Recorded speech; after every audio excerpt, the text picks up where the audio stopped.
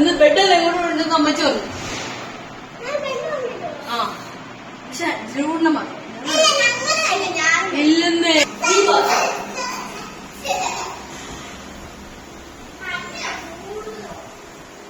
അത് ഇത് കൊഞ്ചിനെ പോലും